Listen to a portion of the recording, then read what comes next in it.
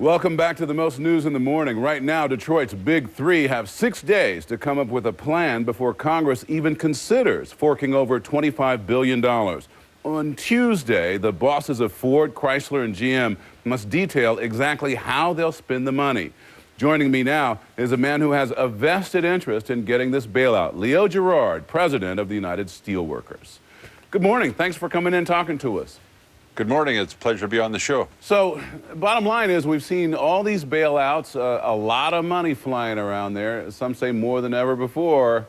And yet, the auto industry has not been bailed out. Why do you think that is? Well, I think it's a terrible bit of hypocrisy. We've been giving money hand over fist to the financial industry, $1.7 billion in loans. $3 billion in investments, or excuse me, $3 trillion in investments, $3 trillion in guarantees. The fact is that the auto industry has to reorganize itself. It's doing that.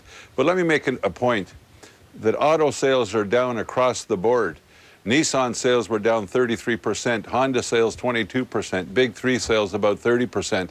And that's because people are afraid to buy cars, they're afraid to lose their jobs, they don't have credit, there's no credit available. So the decline in the industries that we represent are directly result of the collapse on Wall Street. And again, I'm going to make another point. This is not the first collapse on Wall Street since they deregulated the financial markets.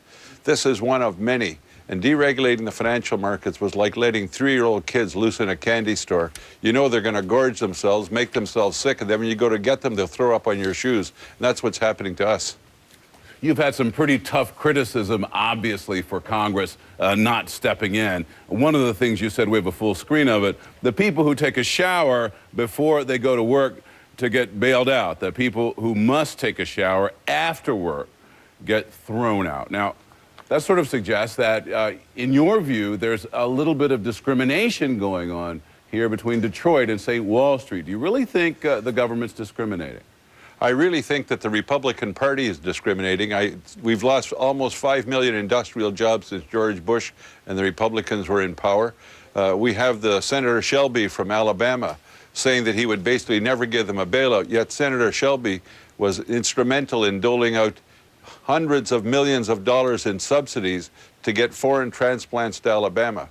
I think that we've seen that the Democratic leadership wants to do something, and it's fair that they ask the industry to bring forward a plan.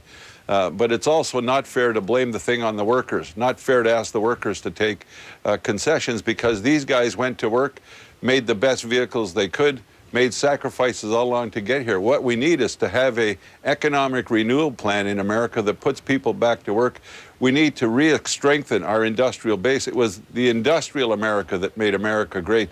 It wasn't money movers on Wall Street. And I'm so angry. I can't tell you how angry I am. This is one of about 5 economic collapses. And for our members, every time Wall Street collapses, we lose our pension investments.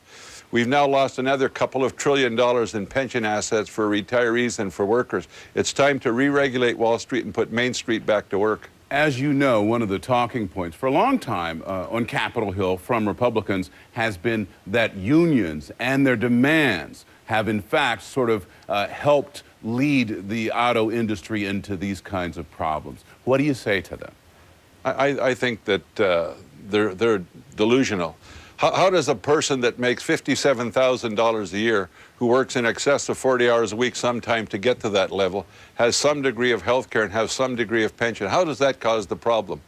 The auto industry and General Motors use that as an example, has $200 billion of sales. Their labor costs are $10 billion. That's 5% of their overall cost. That isn't the problem. The problem is we've had economic erosion of the manufacturing base of America for the last 7 3/4 years. We've had collapse after collapse, scandal after scandal on Wall Street that has destroyed pension equity. I won't name the name of the company because it's not fair, but we have a major employer that we have a relationship with that had a pension fund that was 100% funded. They had to fund that pension through sacrifices we made at the bargaining table. Now all of a sudden they're 70% funded. Why is that a worker's fault? That's Wall Street's fault, and our government has to step up and do something about it. Leave it there. Gerard of the Steelworkers, thanks so much for talking to us this morning. Pleasure to be on, Joe. Thank you.